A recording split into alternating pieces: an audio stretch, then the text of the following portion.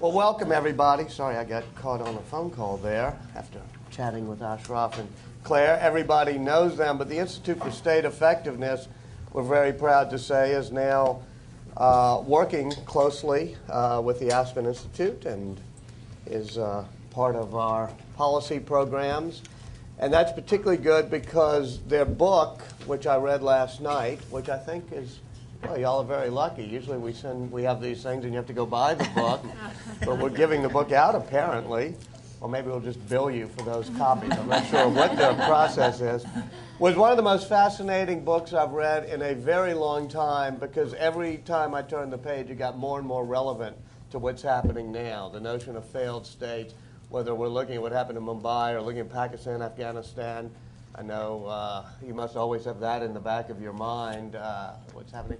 But what particularly interested me, and I'm going to just start off by throwing this as a jump ball to you and getting you started talking, is the number of nations, and I think you have 2 billion people that you put into this category of being affected by failed states. So why don't I let you introduce the subject, and then I'll hit you with a few questions, and we'll go around the table, and you'll be hit with more. But it's a great honor to see both of you here and to be part of your team. Thank you. Well, thank you very much, Walter. It's such a pleasure to be with you. John Dewey said that the public is constituted through discussion. And The Public and Its Problems, written in 1929, has been one of the inspirations of this book. Because what Dewey argued is that the state has no essence. We make of it what the public requires of it to do. So one of our core messages is that we need to think of the state pragmatically rather than ideologically. And particularly at a time like now, when the state is back in, we need to make sure that we get the boundaries of state, market, and civil society right again, and not shift radically to the other side and throw the baby with the bathwater. It is particularly important because the triple crisis, the financial crisis is what is headlined here. The rest of the world still faces the food crisis and the crisis of legitimacy. This triple crisis needs to be addressed simultaneously. And Walter, it's an enormous pleasure to be with you because, among others, you articulated the notion in your wise men of being present at creation. I think we are back at a moment when we are present at creation because the institutions of the 20th century, on the one hand, have shown resilience. On the other hand, they've shown enormous fragility. Right. You mentioned in your book how bad it is trying to use some of these same institutions. We need to reinvent them. Precisely. Because of this, I think we need to go back to design. Design of institutions is going to have to loom very large, both at the international level, the national, and the local level for us. The added point is that until the financial crisis, globalization was a spontaneously generated order that was of human making but not of human design. This crisis is forcing us to think about global governance as design very deliberately. Otherwise, the nature of the crisis that hits us is not going to be solved through an isolated set of events. How do we reconceptualize the state? Our argument is very simple. The state performs a series of core functions for its citizens. And our argument is that the state now performs 10 core functions. These have evolved through time. Some came 19th century functions, some came early 20th century mid. But the core judgment about the effectiveness is the judgment of the citizens. To give one example, infrastructure. The state has become immensely involved in infrastructure. And in terms of infrastructure, the United States, of course, gets the poorest grading. It gets a C minus at best and mostly Fs from the American Society of Civil Engineers. $5 trillion are required in immediate expenditure in order to just deal with operation and maintenance. So that judgment becomes critical. And as part of that, one has to get to the question of why failed states matter. in the argument is that global stability is judged by the weakest link. And the weakest link in global security, development, poverty, education, any set of global issues that we take comes from the weak states. So in order to deal with that, what do we do about the aid system? And the question of aid system is back again to design. It's not that aid is inherently flawed or inherently good. Marshall Plan was a perfect example of aid system working. But what is forgotten is that for Marshall Plan, there were 6 alternative designs. The 3 that were rejected very wisely by the wise men of that period are the ones that, to a T, resemble the current aid system. Which is that they're not partners. They're not partners, they're recipients. It's project-driven rather than programmatic. Right. It's not goal-oriented. So because of that, I think in this open moment, in this open global moment, we have an opportunity to think back about mechanisms of co-producing global stability, global development, and global security. And I'll pass on to Claire. Thank you. First, I'll just turn to this. The framework set out in this book has relevance, we believe, to the 40 to 60 countries currently in those countries that are not serving their citizens. We argue that a state is defined today by its ability to serve its citizens, and if we were to create a sovereignty index, there would be 40 to 60 that just don't meet the basic standards. The framework that we set out was used in the design for Afghanistan in 2001. The Bonn Agreement, as many know, provided the political framework. And then on the economic side, a number of initiatives were launched, recognizing that the political actors sitting around the table were illegitimate and realizing that the government had to earn the trust of the population. And so a number of programs or initiatives were launched. And a group of reformers took each problem in turn in a problem-solving mode, starting off with changing the currency, creating a budget, finding a way to access the population directly, and instead of seeing a model whereby aid would go through multiple contractual layers and very little would be left at the bottom, how do you get money and funding directly to the population? So what was created was something called National Solidarity Programme, where a block grant would be given to every village in the country, and this has now reached 22,000 villages. Instead of these multiple fragmented projects, how do you think about designing a health system? Instead of fragmented projects building roads, how do you think about the design of a ring road with spokes that would connect Afghanistan as a land bridge between Central Asia, the Gulf, and South Asia? And these series of initiatives were launched in such a way as to earn the trust, and such that by 2005, the international community could largely judge the job done and Afghanistan stable. Now, what went wrong is probably the subject of another discussion. And is going to require a lot of rethinking for the path of Afghanistan going forwards. Turning now to the book and the Institute, when it was clear that the path was going to be difficult in Afghanistan, a group of us turned to write the book. And one of the first things we did was we invited to a conference at Aspen, the Fortune Brainstorm Conference, and began to appreciate the role that the Aspen Institute, and particularly its convening power, can play. Just a round table at that conference brought together some of the United States' foremost intellectual capital, and 2 hours of a brainstorming of such a group, in our estimation, designed what could have been a pathway out of the narcotics industry.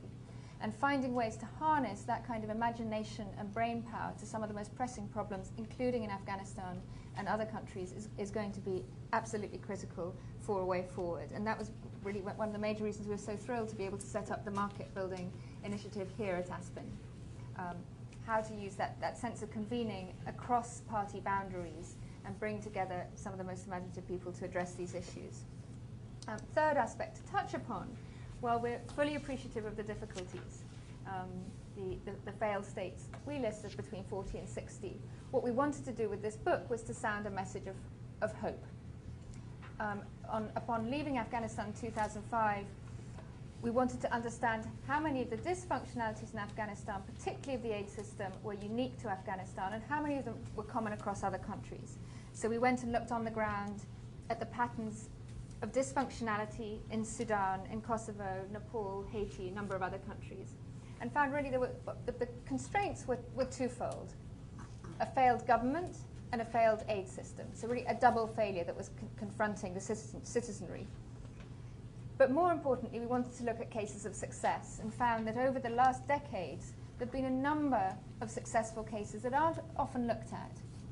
And we went and had discussions with the leaderships in Singapore after Lee Kuan Yew, Spain after Franco, the states of the American South that since the 60s have transformed, Ireland, some of the accession countries to the east of the European Union, and found that there was a common pattern across all of these cases where a group of leaders were able to understand their context, understand that an institution building path will take 10 or 20 years, and harness their imagination and the trust of the population towards that goal. And we hope that the book has been able to convey some of this message of hope. Can you talk a little bit about the market building initiative, that, what you're doing with it?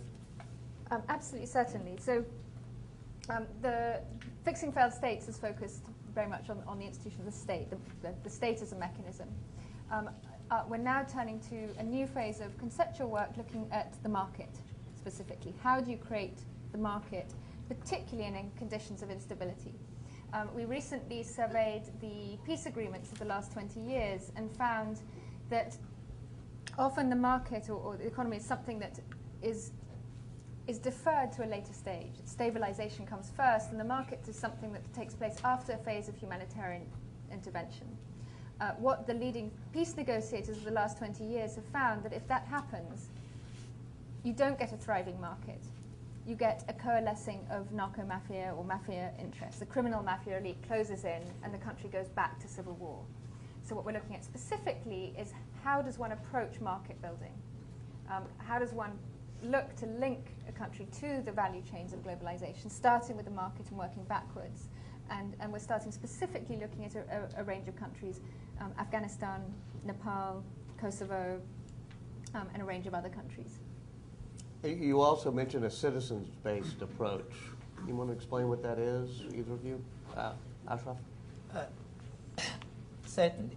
Let me do that through a program approach.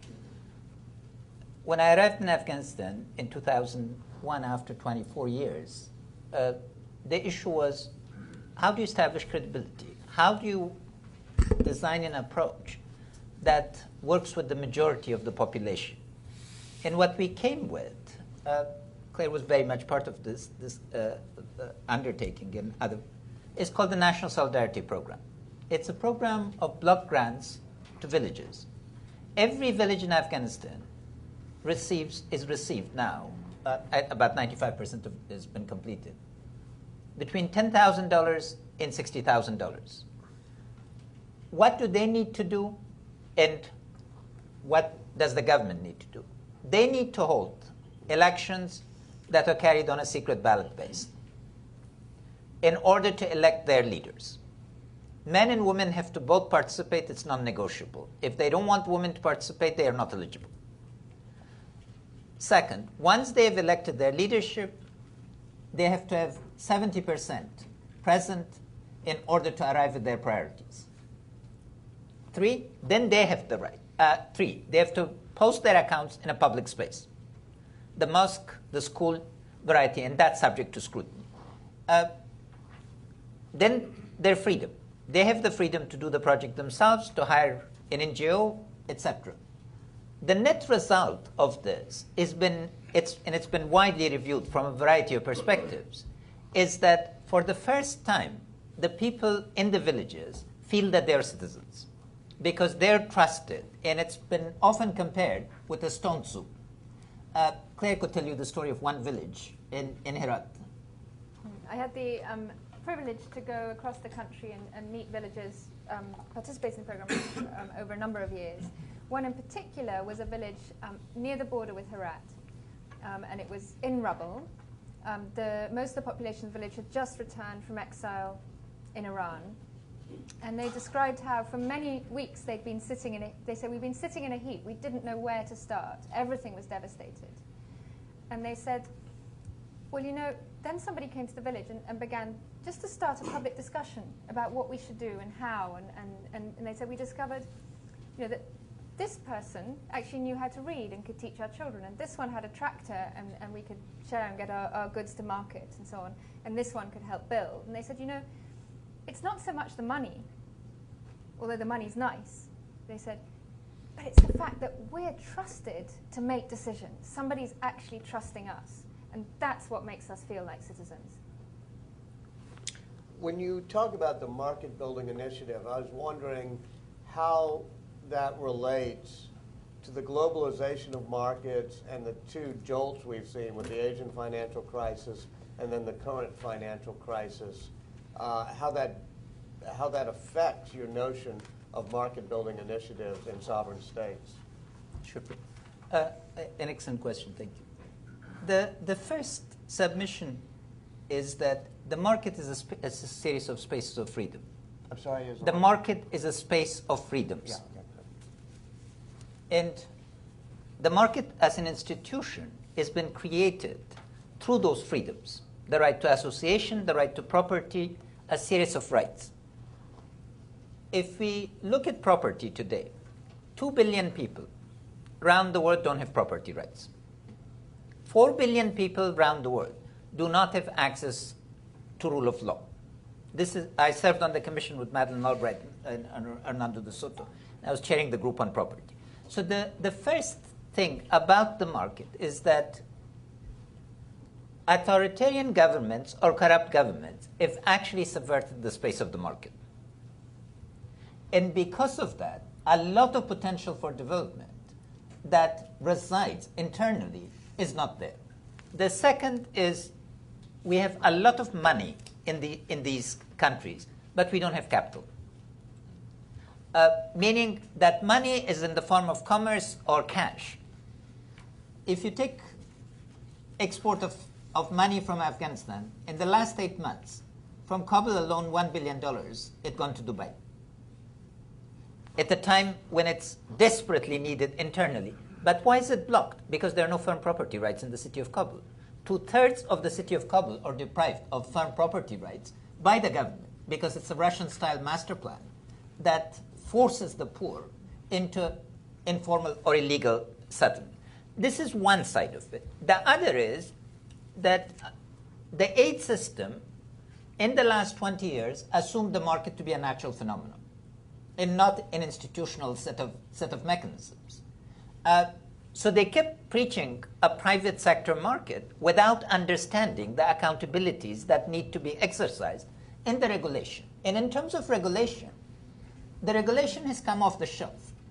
Regulation historically revolved in relationship to context. But the off-the-shelf industry, particularly from my colleagues from the bank and the fund, is become a mechanism of off-the-shelf series of regulations. Aki is here, so we had discussions. In Afghanistan, for instance, is a central banking law that is superb for Switzerland, but is producing a crisis of governance because the capacity to enforce that law in the Afghan context simply does not exist. So I think we need to come to look at this. The other part in relationship to the issues you're raising is historically the pattern was you figure production arrangements, then figure out market linkages. Our submission is that if a threat like opium or poppy is to be dealt with, we need to begin the other way, with market access and design the value chains that get around it. So, for instance, if Europe is to make a major contribution to Afghanistan, it's in relationship to opening up its agricultural market, not just during winter that it does for some part of Africa. That would do more to contain the poppy industry because this then empowers a set of stakeholders in relationship to value chain. And lastly, it's the use of financial instruments. Now, I'll give you just one illustration. Afghanistan had 100 mobile phones in July of 2002. Now it has 6.5 million phones. 75% of the country is penetrated. What made this possible? A decision by the US government to order OPEC. Larry McDonald is here, very important in terms of support for that. And I really appreciate the support from the Treasury. OPEC was extremely reluctant to go into Afghanistan because they said this is high risk. $1 billion in guarantees from OPEC, only $18,000 have been called back. And then a decision by the British government to provide 6 of the best telecom experts. So this market now, instead of a top-down hierarchical mechanism of going to 20,000 line and then 30,000 line of fixed line, we have 6.5 million phones. And the ability for the citizens to communicate and network and exchange information has just become enormous. This is the balance that I'm talking about in terms of. And I think just to add, I mean, one of the things we've noticed very much when the aid donors approach a country, we were just this morning talking with the team on Zimbabwe, often they look to see what is it externally that we can bring into a country, rather than a shift in perspective that would start with discovering what are the enormous assets that are on the ground, particularly in terms of the human capital. We often talk about how can we deploy civilian capacity somewhere, rather than taking a step back and really appreciating the dynamism and talent, particularly of the youth. Many of the countries we're talking about have populations where about 70% of the country is under 25 or 20. So the question really becomes how to harness that youth and energy. And coming back to Afghanistan, and telecoms was one example. And this is something that really could be replicated across a number of sectors to unleash the wealth and potential in those sectors. And just to name a couple of examples, and this was discussed at the Fortune Aspen Roundtable, Afghanistan is not inherently a poor country. It has incredible wealth. It used to be one of the primary exporters of fruit and nuts to the region, if not globally. And just to take a couple of examples, the Operation Rampant Lion has just been released, which shows the mineral wealth of the country. It has one of the largest marble deposits in the region. The marble cutters over in Carrara in Italy are running out of marble, but they have the machinery, the designs, and the craftsman capability. What about pairing that capability with the marble mines in Afghanistan? Dubai and the Gulf need tens, if not hundreds of thousands of marble bathrooms. So that's one example of a value chain. Unless the financial crisis really slows down. So one example. Another example, incredibly rich soil and tradition of growing flowers. Afghans are famous as gardeners, and particularly the roses. Again, if the Dutch wanted to bring something to the table, instead of more troops to Afghanistan, it could be as simple as them opening up the cut flower global market to Afghan cut flower exports. Another, the mineral wealth in the gemstones. Afghanistan has dozens of different semi-precious, precious stones, and one could imagine an industry of crafts, of making jewelry, very much directed at getting women into the workforce. And many of you may have seen the Bactria and Gold exhibition that just closed at the National Gallery of Art here in Washington. Incredibly beautiful designs, and you can imagine a jewelry industry. It's really helped Thailand get out of narcotics to bring Afghan jewelry to the world. Right. Let me open it up for discussion because there's so many. Yes, Selig. Yeah. Selig Harrison. Ashraf, I turned to the index and noted with interest that when I looked for the word ethnic, all I found was ethnic cleansing. And yet, my experience has been that many of the failed states, including the failing state of Pakistan, problems of ethnic identity within multi-ethnic states, quite basic to many of the problems that the sector is talking about. I'm chairman right now of a task force Bashir's Fund has helped us with ethnic tensions in the future of Pakistan. So, but taking a global look at this, to what extent do you think ethnicity and the problems of reconciling different ethnic identities, to what extent is this a major factor in the condition of many of the issues that you're talking about, particularly with reference to Afghanistan and Pakistan? Okay, thank you. And this, I trust, is an off-the-record occasion, so I think you can relax and... No, it's film. If if you want to go off the record. No, it's fine. It's fine. It's fine. The first thing is to avoid the circular argument. Avoid what? Avoid the circular argument. Okay. Because a lot of the discussion on ethnicity is actually circular. When you look at cases of success, I mean, look at France. It had 100 different dialects. Nations are products of history. They are not born as nations. So the historical pattern of formation of the state in Europe is to get diversity and mold it into something else. And I think we forget that today because we take one moment of time as a series of tensions and then generalize it. The second issue is take Canada. But wait, in your book, you actually argue that the European model of sovereignty creation and nation building can't really be replicated. No, absolutely, but it's in relationship to generalization because I want to begin. There are a series of assumptions in Selig's argument that I want to be explicit about as to whether those assumptions are explicit or not. So I want to make my argument vis-a-vis those. I've studied Pakistan for over a 16-year period from 1980 to 1996. My judgment there is that it's the failure of rule of law in the series of a project of citizenship that made ethnicity relevant. It was not inherent in the situation that the tensions become ethnic.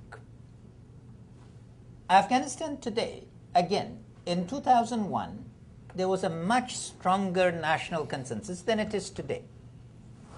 Because one has to ask the question, why is it that ethnicity acquires high volume as the framing? And part of it is absence of other agendas that unite. So I would relate the issue of ethnicity to the failure of the government. No country, successful, on the other side, The American South, of course, is a case of immense state failure for a century over race. But then the transformation of the South in the last 40 years is a very interesting indicator of how you can have $9 billion of tourist revenue from Alabama last year. Who would go to Alabama for tourism 40 years ago? This time perspective, I think, is important. But once the genie, and now to agree with you, that was the first city. Once the genie of ethnicity is out of the bottle, it is very, very tough. And it needs to be confronted very carefully. Because the question of representation then is important. And the question of how to characterize living together under pluralistic conditions where the threat to identity or trade in identity does not become the primary vehicle of politics. Part of this goes back again to political entrepreneurs. What is it that political entrepreneurs do? And a lot of political entrepreneurs in these countries, when they don't have an agenda of building citizenship or states or effective governance, trade in ethnicity. It is an available mechanism, as available as religion. And both need to be seen, I think, in that context. Historically, they are not primordial. But once they've acquired crystallization, they need to be dealt with as social facts that then require very, very careful handling so that we don't get the type of ethnocide or genocide that, unfortunately, the late 20th century noticed. Anders? Yeah, thank you very much. And what you say here is music to my ears. My name is Anders Åström at the Aspen Institute for International Economics. And a year ago, I published a book, How Capitalism Was Built, dealing with 21 post-communist countries. And one of the theses in my book is the economies go out and do what needs to be done. And we know how to build market economies. Virtually all post-communist countries have become market economies, at least in a rudimentary sense. But the political scientists, they have all the knowledge, but they don't want to apply it. You don't find books saying how to build a democracy. You write how to get books about democracy assistance and about how democracies don't function, but not the normative books that you find so often in economics what needs to be done. And I think that this is very much a mindset among the political scientists that needs to be broken down. That if you want to be a pure political scientist, you don't speak in normative terms about how a society as a whole should be turned around. Then you are disrespectful and it's wrong. And I would like to hear what you think about that, because it seems that you're very much on this line of thought as I am. Claire? I thoroughly agree. When a group of us had the honor to be seconded up to the UN shortly after the tragedy of 9/11 to begin to think about the contours of what became the Bonn Agreement, the first thing that happened was Dr. Ghani turned to the UN staff and said, "Can I see your manuals on how to build a peace agreement and how to build a state?" And the answer, we don't have any manuals. Went to the World Bank. Where are the manuals on how to build a Ministry of Finance? To UNICEF. Where are the manuals on how to build a health system? The cupboards were bare. I found this extraordinary. You can go into any Barnes & Noble or Borders and you can have thousands of manuals on how to build a specific department in a company. Mm-hmm.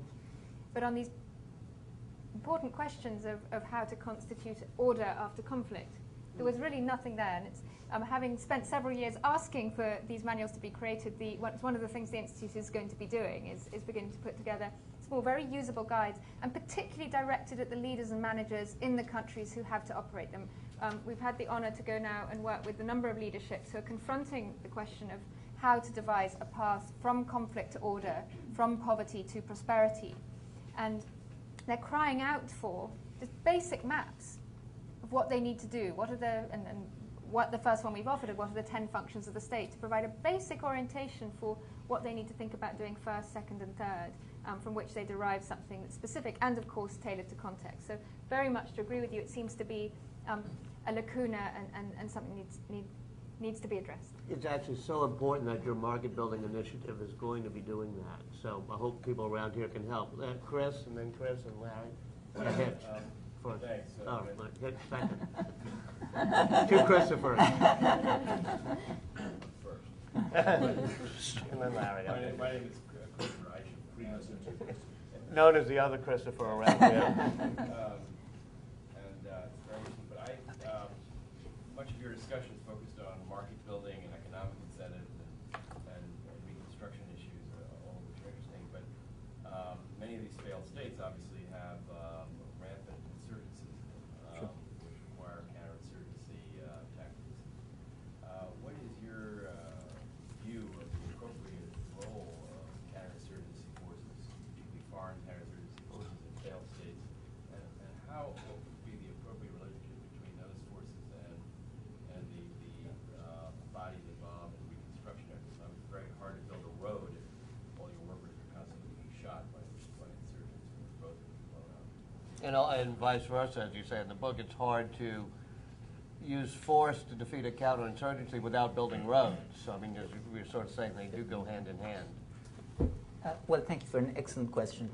What I was working on yesterday was actually a counterinsurgency index. So let me highlight some of the issues. The two key texts on counterinsurgency prior to Coyne are Galula and Thompson. The first observation of Thompson is that for counterinsurgency to be successful, the government must have the will to govern. Second, it must have a plan.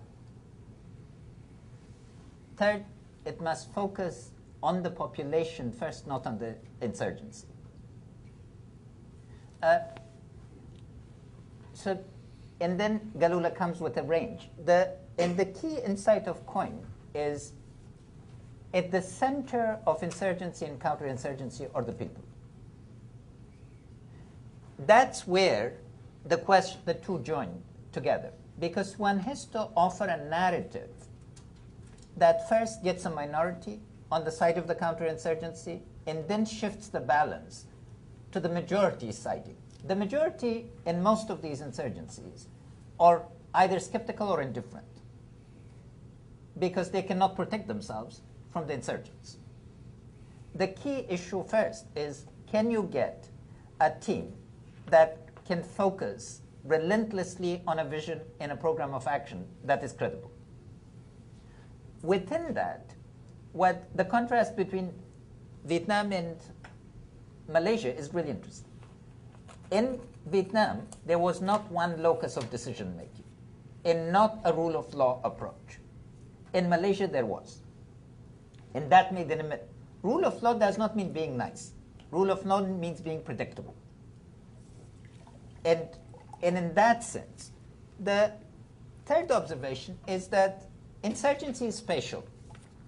So one basically comes with a classification. Those areas that are under government, those areas that are in contention, and those areas that are firmly under the insurgent control. The issue is direction. And it's here that force multiplier comes from development. Because if one is to frame it, it is secure, govern, develop. Not clear, build and hold and build. The critical insight comes in terms of saying, what is it that one wants to present as a future to those who are in insurgency? Last observation. What Thompson concludes very rightly, and I think is echoed by the Quinn Manual, is that if neither side, neither the insurgency nor the government, has a compelling set of reasons to rally the population, that is not a condition of insurgency, that's a condition of civil war. Because then everybody is against everybody else. Because of that, I think the design of the aid system needs to fundamentally change. What we've had until now are three groups operating in stovepipes. Those who deal with the political process deal very little with security. Those who deal with security do very little with development. What we need now is an integration that the three reinforce each other. These are the divisions of 1945 because at that time the assumption was state conflict, state-to-state conflict. The mechanisms for insurgency is inside, internal and regional set of conflict. So one has to be able to design these mechanisms of integration. So the road becomes a vehicle for reinforcing and expanding this. And it is about how do you produce stakeholders. Just one, sorry, but wasn't that the design of the PRTs in Afghanistan? The design of PRTs was not as a counterinsurgency because there was no insurgency. To integrate some of those elements. And it's failed. I mean, it needs a long way to go. To cite to you, there are 26,000 contracts from the Department of Defense, Department of State, and USAID in Afghanistan right now, according to Government Accountability Office. There are 48,000 contractors alone that are working under these contracts. This is not a mechanism for producing unity of command or unity of effort. I mean, who will have the capability to supervise 26,000 contracts? The Treasury should come into this.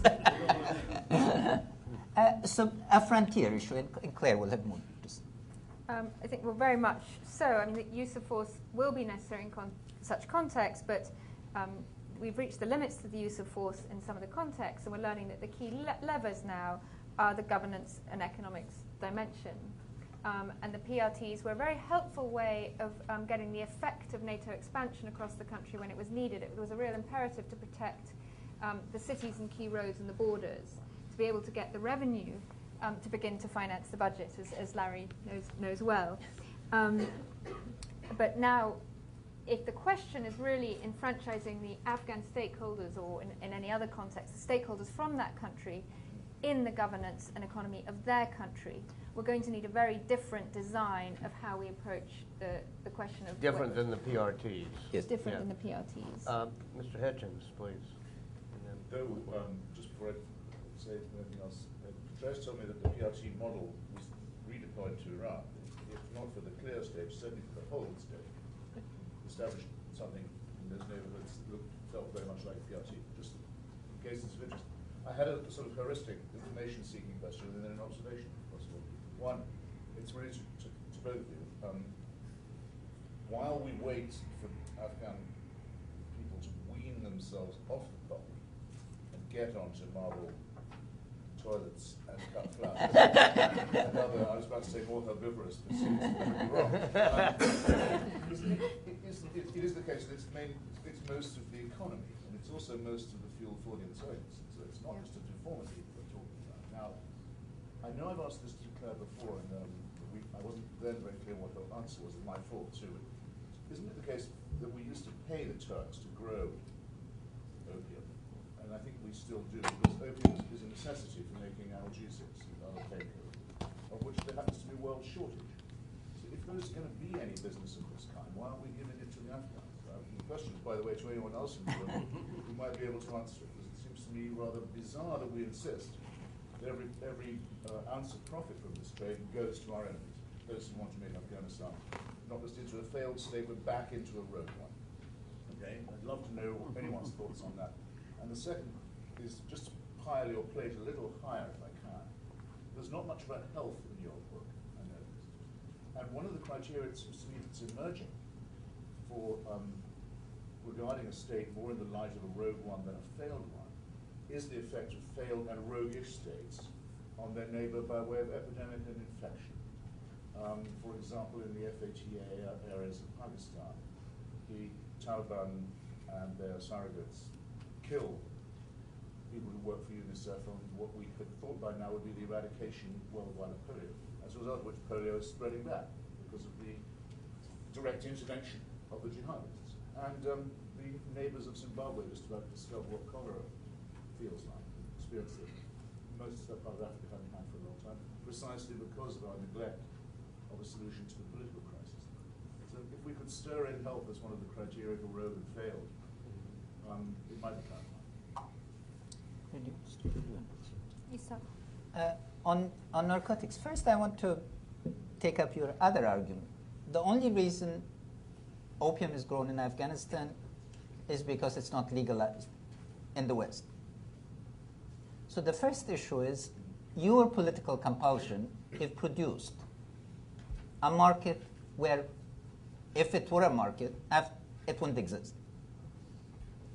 So if it was a normal market, Afghanistan would have no comparative advantage in competing with Arizona or any other parts in growing poppy.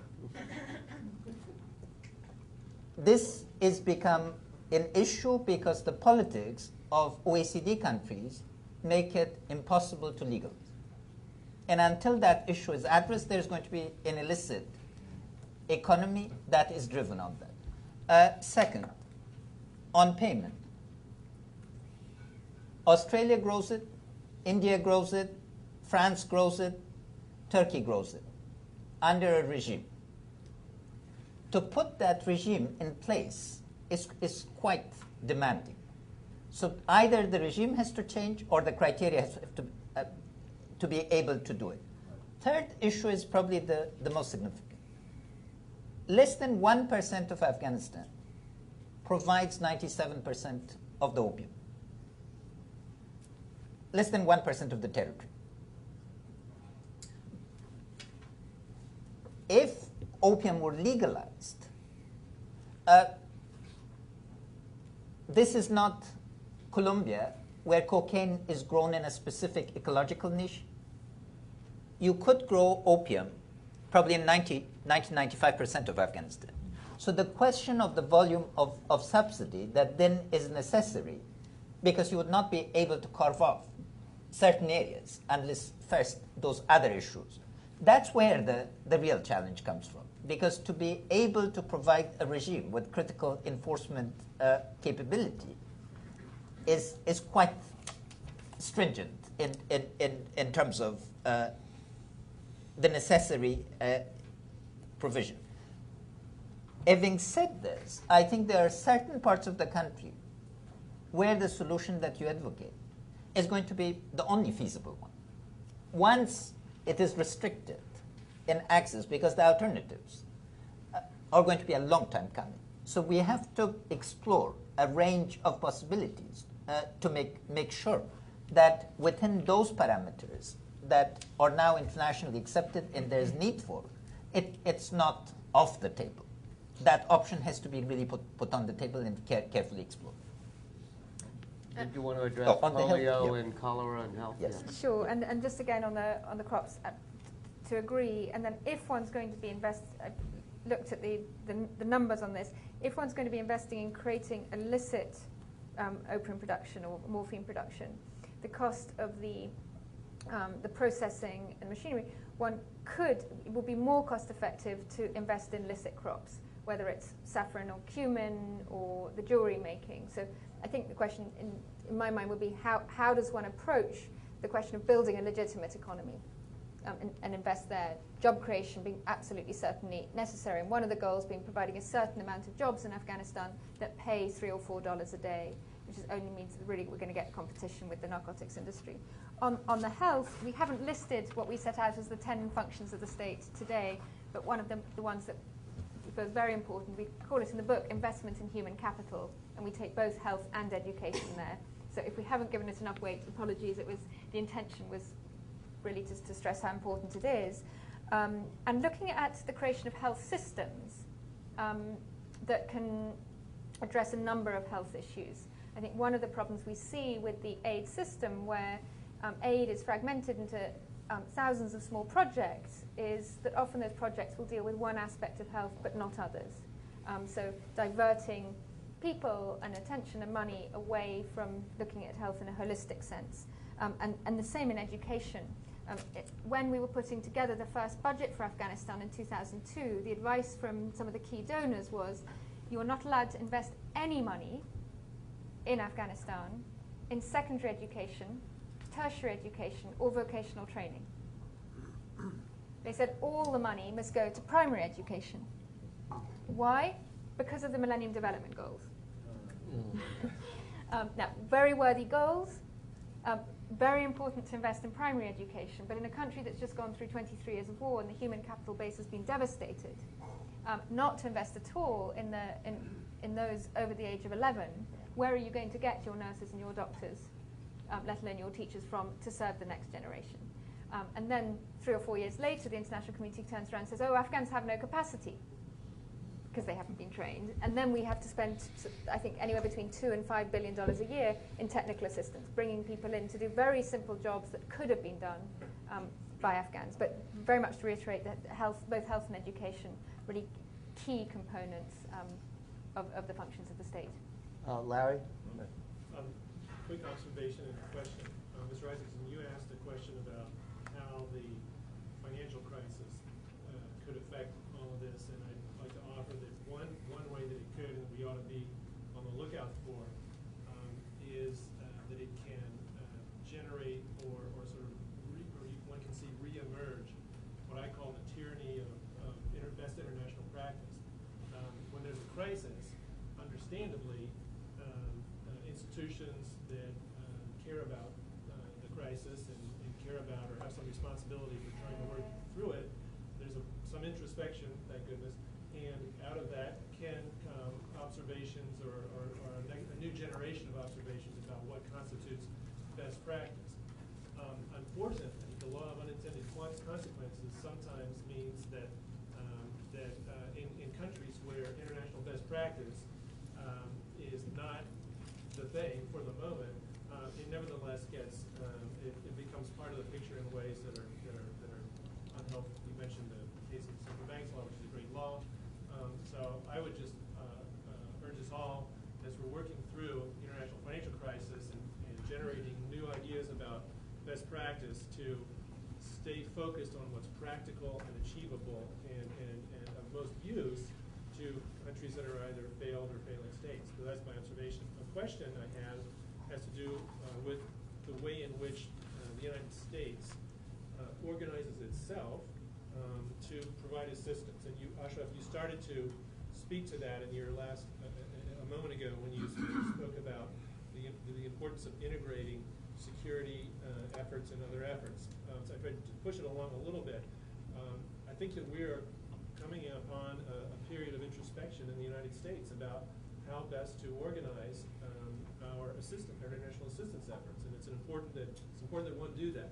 And one of the considerations on the table is the creation of a single cabinet level assistance agency. And I'm interested to know whether you have any thoughts on the pros and cons of that kind of structure in terms of effectiveness of assistance delivery. Now, I will confess that it's not to try to skew your answer, but I think there's some very strong arguments for that, but I also think that the law of unintended consequences can present itself with that kind of structure. And I honestly don't know what's the best way. I think that it's also possible to fail or provide assistance badly, regardless of what organizational structure you have. So organization doesn't save you. It doesn't guarantee anything. But if it can improve the chances that we will engage with failed or failing states in ways that are most effective, I'm for that. So I'm just interested in your thoughts on that very pertinent policy question. Thank you. Let me take that question, then also make some observation on the observation. U.S. assistance today is the most tight in the world. Take food aid, $2.5 billion a year prior to increase of under the food crisis. 65% of it is cost of administration and shipping. So the first issue is that one year of that, 1 month of that assistance could have provided, this is the Government Accountability Office calculation, could have provided 1 year of release to Afghanistan. So only 10% were covered. That it could be multiplied by a factor of 10. There is a series of second, outsourcing of development has gone to the furthest limit possible. There are a series of firms around the Beltway that have acquired the monopoly on providing development assistance. Yesterday we saw in the news that Bearing Point is facing a crisis. Yet Bearing Point is received close to probably $1 billion, if not more, in Iraq, Afghanistan, Sudan, Kosovo, etc. This brings it to the issue of organization and strategy. The United States Agency for Development was stripped out of capacity for over 10 years very, very systematically. So was the procurement department of the U.S. Army. 10,000 specialists in procurement in the U.S. Army were laid off between 1991 and 2001, according to Secretary Gates. What it means is now to elevate it. One, you have to have a developmental strategy with a clear set of goals. The United States, in my judgment, seeing it firsthand in Afghanistan, does not have the strategy. The entire USAID strategy for Afghanistan is a page and a half, without any mechanisms of evaluation, any benchmarks, etc. And it's been repeatedly pointed to them by Government Accountability Office, and yet the movement, because they're living under a lot of restrictions. Craig Buck is here. When he was there, I think the staff was confined to 8 people with very severe security restrictions. So on average, a USAID person in Afghanistan handled $30 million of contract. If they worked 16 hours a day, and some of them did, they still would have not been able to supervise this. The deployment, there are 1,000 military staff in Afghanistan in PRTs. There are 60 civilian staff. The current constraints to deployment of civilians is very severe. So as a result of this, I think to sum, one, there's need for a clear strategy.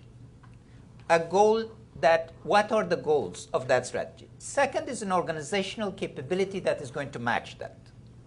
Whether this is a cabinet department or other mechanism, the jury is out. DFID is succeeded quite well in certain areas. In certain other countries, there have been other models. Sweden, Ryder is here, knows a lot about Norway and Sweden. They've evolved very different models. In Sweden, by law, the ministry can have very little impact on their developmental agency. They're contracting mechanisms. But one has to explore a range of organizational. Third is the case of urgent cases. When it's Iraq or Afghanistan or others, the normal rules of business have to change quite considerably. Under the current system, where Congress allocates funds on a yearly basis, it is practically impossible to achieve any sets of results, no matter what kind of commitment or capability you have, because infrastructure, in particular, is not a one-year budget proposition. My last observation, because this is an appreciation that needs to be made in public. The best technical assistance I received was from the US Treasury. There's enormous capabilities in the US government that the current practice or culture does not put to the use of your partners.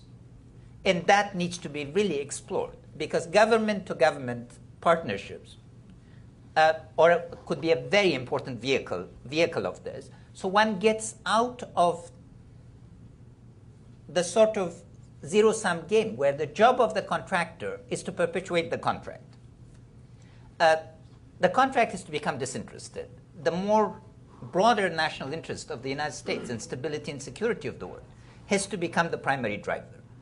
So lots of possibilities. I'm glad that the discussion is taking place because the system really is fragmented and highly ineffective, both in Iraq and in Afghanistan, the two that I've looked at, one that I've been involved in. I think you mentioned Redham. He had a question, right? Yes. Yeah, I actually wanted to pick up on two of the threads in the conversation. One is on the need for a balance between state, civil society, and markets, and the other, the link between programs and projects. Now, I think we all agree that for institutional sustainability reasons, programs are far preferable to fragmented projects. But my question is really about sort of the incentive mechanisms that exist for moving from project to programs. I'm thinking in particular about accountability mechanisms. Currently, accountability mechanisms flow upwards in the system. Institutions are accountable upward to their donors, to their governments, whereas there's less evolved strategies for downward accountability to citizens. And part of the problem with moving from projects to program seems to be the larger difficulty of distinguishing between attribution versus contribution of funding. When you move to a program approach, you can say that you contribute to something, but you can't attribute directly where your funds go. And so there's a great deal of resistance from many institutions, and I would add from many civil society organizations on this. Civil society is enormously fragmented, partly because many of them operate on a sort of paternalistic client list basis, precisely because of the need to have attribution of their funds. And this is something that's perpetuated by the donors. Many years ago, I helped coordinate some donor consortia among agencies in Bangladesh, such as BRAC and the Grameen Bank. And we were quite successful in many ways. We were unsuccessful in getting US NGOs to participate in this. They did not co-finance things or work together in larger consortia and programs, precisely because they wanted to have the semblance of direct control. I do think that there's also, it's not an either-or project or program. There ought to be an ability to coordinate projects better and to develop synergies between project and program. So maybe you could say a little bit about how one develops accountability mechanisms and how one measures attribution or contribution of results. Certainly, and on your first point on the balance between state, market and civil society, that's very much what we had in mind. This book is the first of what's intended to be a trilogy, with the second looking at the market and the third looking at civil society. And the Institute and our initiative here is really looking at the balance, the appropriate balance between the state, the market and the civil society in the 21st century. And again, this concept of balance is very much in mind when we describe what we call national programs as the vehicle for implementation. It's envisaged there will be projects, there are projects, but these are embedded within a sense of program, of system, and of rules. But unless they're embedded within that, you don't get to the point of accountability. Picking up your point on civil society, I think sometimes, I don't think you fell into that, but I think sometimes people equate NGOs, and particularly international NGOs, with civil society in a particular country. And I think that's a mistake. Often when we've been having discussions in Scandinavia, people go, it's very important to finance civil society, and by that they mean a Norwegian or a Swedish NGO. Rather than the domestic civil society, which is a complex network of associations, usually voluntary. No, the consortia I talked about were local civil society organizations, for example.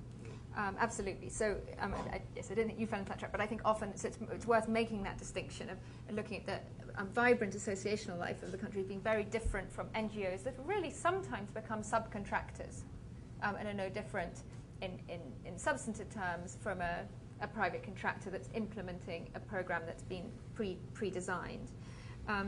When we looked at our cases of successful transformation, particularly Spain and Singapore, when we interviewed the leaderships of those countries responsible for the transition, it was really interesting. One of the key drivers of stability was actually to focus on creating a domestic construction industry. The Spanish leaders said, look, we knew there was all that money coming from the European structural funds. They said, we didn't want any Brussels bureaucrats coming to manage that for us. We wanted to create the capability within the ministries in Spain to manage that funding and use it to generate a domestic construction industry with management jobs and jobs for Spanish locals, and really use that as a factor in stability.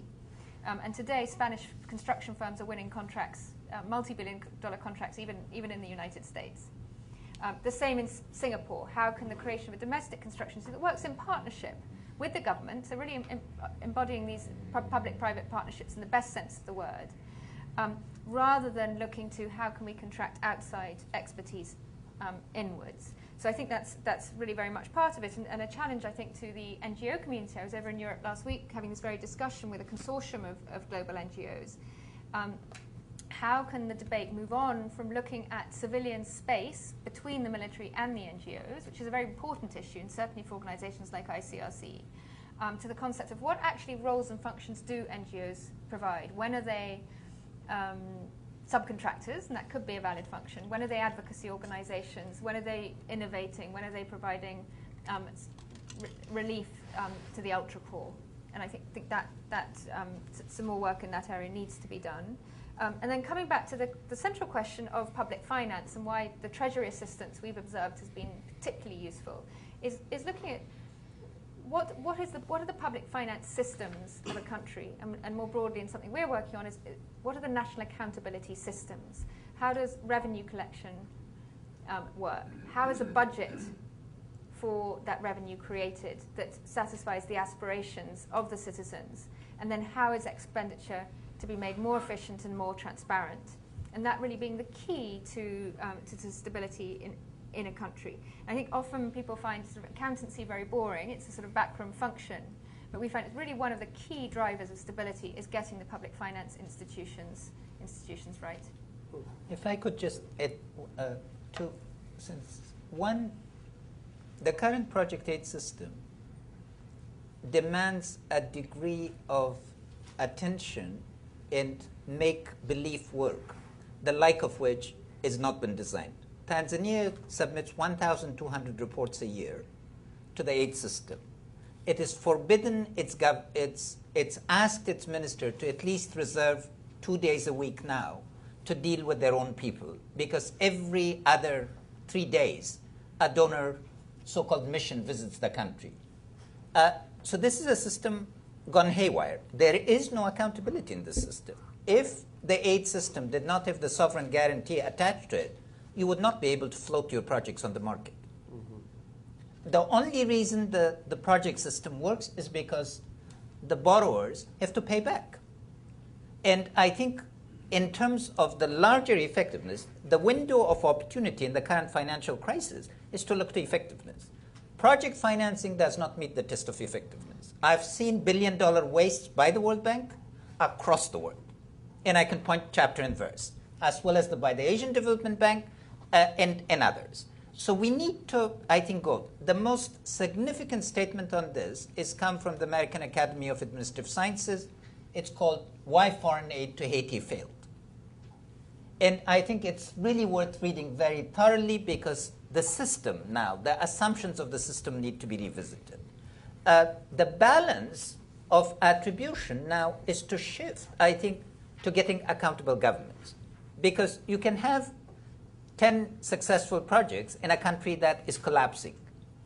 Where do you take credit for that vis-a-vis the citizens of Europe and the United States? For the 10 projects, while it becomes the Dutch boy again holding the floods with a finger.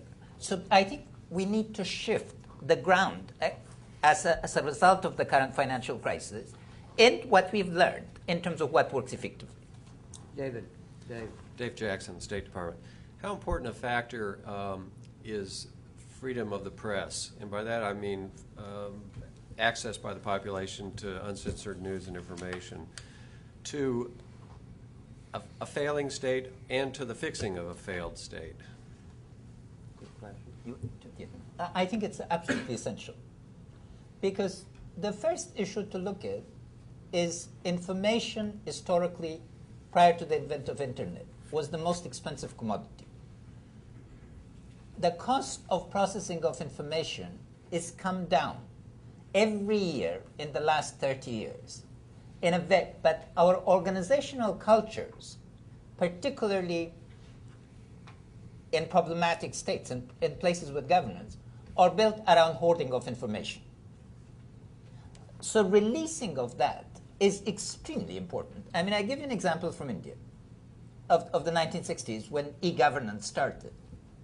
People could not trace their files.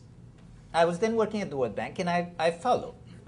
For an Indian peasant who had lost his land to get 10,000 rupees in compensation, that was completely their right. They had to spend at least 1,000 rupees and close to 3 months of their lives, knocking on the doors of bureaucracies, saying, what's going on. Once you start disclosing, for instance, in Africa, there are certain African countries where 90% of the education budget is lost between the Ministry of Finance and the school. So disclosure of that type of information, particularly now through the cell phone technology and others, is extremely important. In a discussion on the media that focuses on the rights and obligations of citizenship, both is indispensable to this. Claire, did you want to add to that? All right. Further questions? Well, let me very much thank you. Let's make this more informal. It's been, people can come up and chat informally with their questions. I find this absolutely fascinating, and I'm so glad that you're here, and especially to find out it's a trilogy that we're going to do after markets, NGOs and civil societies, and the distinction you're going to make between the two. And we're very, very proud at the Aspen Institute just to be your colleagues. So thank you all very much. Thank you. Thank you.